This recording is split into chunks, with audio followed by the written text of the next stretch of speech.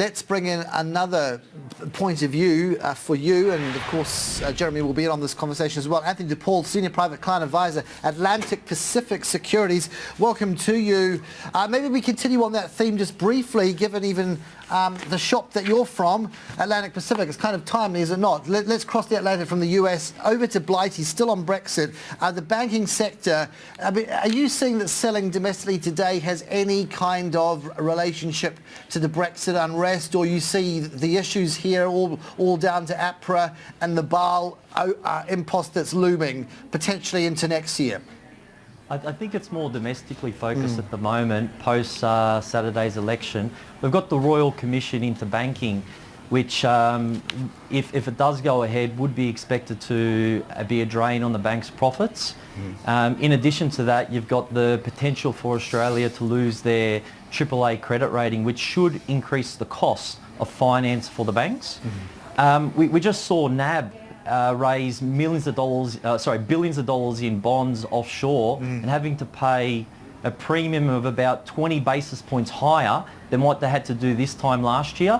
In addition to that, CBA may have to pay 30 basis points higher than what they had to do this time last year in their next offshore bond issue. So it's not looking good for the banks at the moment. Certainly there's negative sentiment there for the first few days of this month, and they certainly can't take a trick at the moment with APRA also suggesting that may have to raise additional capital.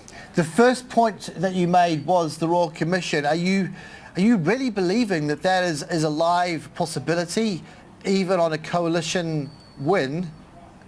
Well, or you're saying that comes down to an unlikely Labour led change of government? Yeah, what I think investors are doing at the moment, certainly for the last few days, is selling first, asking questions later. If Labor does get in the unlikely event that they do get in, then yes, I think it will go ahead. I think it's a political move. I don't think it has any real economic benefit. So, you know, the banks will be sitting back hoping that Labor doesn't get in. What chances of a relief rally on the final tally for that sector? Just to your point, just before we close it off and move on to other issues, are you judging that's a real possibility? The relief rally in that sector? Yeah. Well, if we're talking about intraday volatility, I don't think that means much. What I'm looking for is the outlook for the banks over the next 6 to 12 months. We saw some buying at the end of June, potentially some quarterly rebalancing, helping the situation with fund managers being sitting on a bit of cash towards the end of June. What we're seeing now is some of that unfolding, with a lack of liquidity being an impact in the markets. We saw small volumes on Monday, small volumes on Tuesday, and it's not dissimilar to what we saw in the end of the December quarter, where the market got bidded up towards the end of December, and for a lot of those gains only to be completely reversed within the first 2 weeks of January. What I'm focusing more on is not the intraday volatility on the banks, more the medium to long-term outlook over the next 6 to 12 months. Not least of all because we're in school holiday zone, volumes are on the mat, right? Relatively speaking. Correct, so exactly. This is not exactly your best environment to be making those definitive moves. Can we talk consumer discretionaries now? Who stands out and who's on your watch list? Well, it's interesting. The retail sales came out yesterday. Nothing too untoward about that outcome. If we look at the consumer sentiment index, mid-June, it was at 2.5-year highs. The consumer has actually been quite resilient over the last 2.5 years on the back of declining interest rates and declining petrol prices, and that really has helped the retail market. What I'm going to be looking at the moment is the impacts the election has on consumer sentiment. We saw when Turnbull got in, September 2015 last year, we had an immediate spike in the consumer sentiment index. That will be a leading indicator on a weekly basis when the Roy Morgan Consumer Sentiment Index is released. That will be a leading indicator towards how the retail market will fare in this environment. in addition to that, we did have the late onset of the winter season. So I don't think we're going to see the impacts of that until at least the next read in retail sales in early August.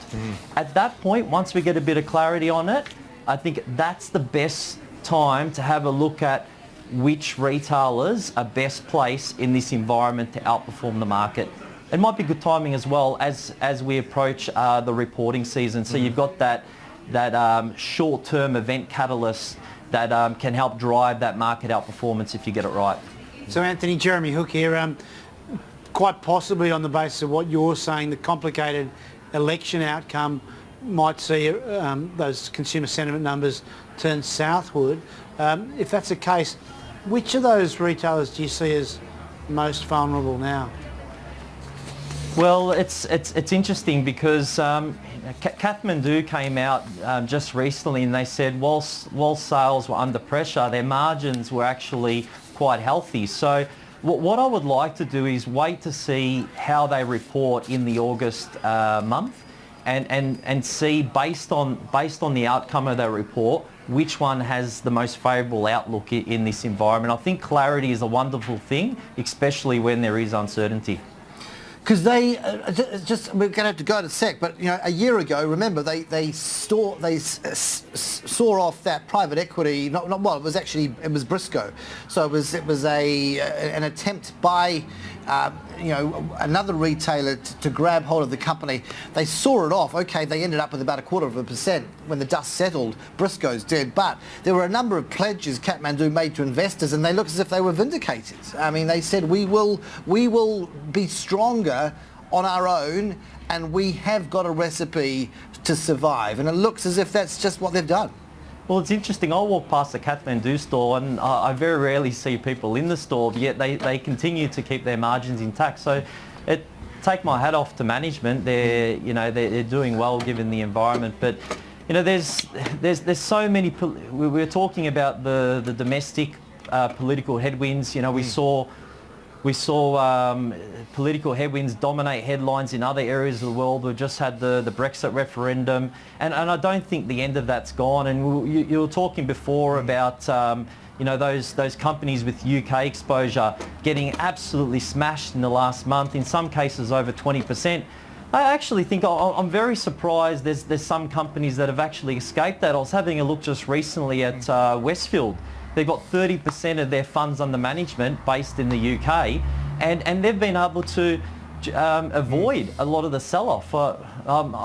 In my analysis, I was thinking, well, maybe it's the hype around the World Trade Center and their $10 million current and future development pipeline, but that seems to act like a propellant against the Brexit issues. And I really don't think in that situation the market's taking into account the Brexit risks appropriately enough. Good point. Good view. Thanking you, Anthony.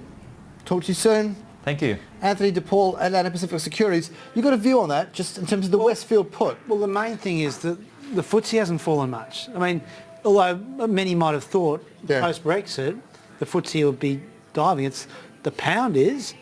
The joys of a dual listing. Or the joys of what? The joys are probably the fact that the reality is that a lower currency helps a lot of listed stocks in the UK. But I think Westfield's business is pretty robust through the cycle. I mean, and there's upside in Brexit for a lot of British companies, certainly a lot of Australian companies. So I think you've got to dig into that a bit more deeply, really. And my view, incidentally, is that this is a greater worry for Europe than for Britain, but that's something we might talk about later. Yeah.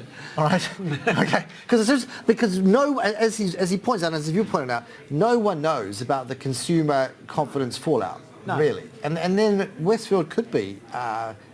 Hindered by that, right? There could be a recession. It would be a recession. I mean, we know that they've got the key assets. This is what the New Look Westfield of 2016 has got principal assets, UK, US, Australia, looks great. And Tiffany's is recession-proof, also they say. Much, We'll talk